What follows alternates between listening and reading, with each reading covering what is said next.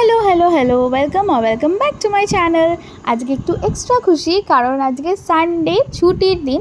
তার উপর থেকে যদি এরকম একটা টেম্পটিং মাটন বিরিয়ানি যদি বাড়িতে রান্না হয়, তাহলে কে না খুশি থাকবে। আমরা বাঙালিরা তো একটু মাটন বিরিয়ানি পেলেই স্বর্গে পৌঁছে যাই, তাই না?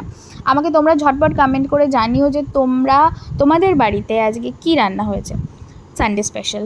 তো চলো দেখে নিই মাটন বিরিয়ানিটার ফুল রেসিপি আমি দিইনি, আচ্ছা ছোট্ট করে বলে দিচ্ছি। প্রথমে পেঁয়াজটা ভেজে নেবে। পেঁয়াজটা ভেজে নেওয়ার পরে, মানে ফুল বেরেস্তা করব না আমরা, তার আগের পর্যায়ে জল ঢেলে দেবো বেশ অনেকটা পরিমাণে। জল দেওয়ার পরে আদা রসুনের যে রসটা করে রাখবো, সেই রসটা দিয়ে আলুগুলো সেদ্ধ করে নেবো। ওর হ্যাঁ, নুন দেবে, নুন দিয়ে আলুটা সেদ্ধ করে নেবে। মোটামুটি 50% মতো সেদ্ধ করে আলুটা তুলে নেবে। তারপরে সেই জলের মধ্যে আবার আমরা দিয়ে দেবো হচ্ছে মাংসগুলো, কাশ্মীরি লঙ্কার গুঁড়ো, আর একটু হলুদ গুঁড়ো তোমরা দিতে চাইলে দিতে পারো। আর একটু আদা রসুনের রসটা দিয়ে দেবে, কারণ আলুর সময় অল্প, আলু যখন সেদ্ধ করছিলাম তখন অল্প দিয়েছিলাম। দিয়ে তারপরে মাংসটা হাফ সেদ্ধ হয়ে যাওয়ার পরে আবার একটুখানি দই দিয়ে আর একটু খোয়া ক্ষীর দিয়ে ভালো করে আরেকটু সেদ্ধ করে নিয়ে ব্যাস, মাংসটা 70% সেদ্ধ হয়ে যাওয়ার পর তুলে নেবে। তারপরে এবার আসছে লেয়ারিং তো দেখালাম, সবাই জানে কীভাবে লেয়ারিং করতে হয়। আমরা প্রথমে ঘি দিলাম, তারপরে দিয়ে দিলাম মাটনের পিসগুলো, তারপরে একটু দই, আলু বোখরা, গোলাপ জল, কেওড়া জল, মিঠা আতর, ব্যাস এগুলোই দিয়ে তারপরে ভাতের একটা লেয়ার দিলাম, তারপরে আলুর লেয়ারটা দিলাম।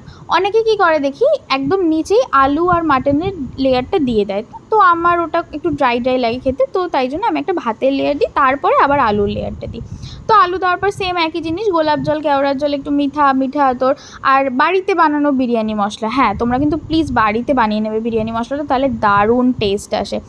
আর এই যে দুধে ভেজানো এই কেশরের যে দুধটা, এটা দিয়ে আবার একটা ভাতের লেয়ার দিয়ে আবার সেম প্রসেসে সব রিপিট করে উপর থেকে ডিমগুলো দিয়ে বেশ সুন্দর ফয়েল পেপারে একদম মুড়িয়ে, কারণ আমাদের হাঁড়ির ঢাকনাটা না একটু এবড়ো খেবড়ো, তো কি হয় হাওয়াটা বেরিয়ে যায়, তাই জন্য ভালো করে ফয়েল পেপার দিয়ে মুড়িয়ে নিলে একটুও হাওয়াটা বেরোয় না।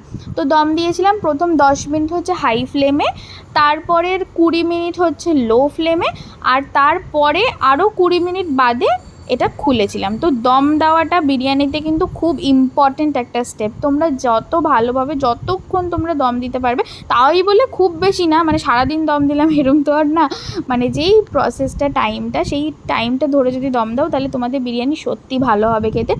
আর সব কিছু যদি পরিমাণ মতো দাও। তো আমার তো আজকের সানডের লাঞ্চ একদম জমে গেছে, তোমরা দেখতেই পাচ্ছ। আর প্লিজ তোমরা আমায় কমেন্ট করে জানিও যে তোমাদের বাড়িতে যে কী রান্না হয়েছে। চলো টাটা।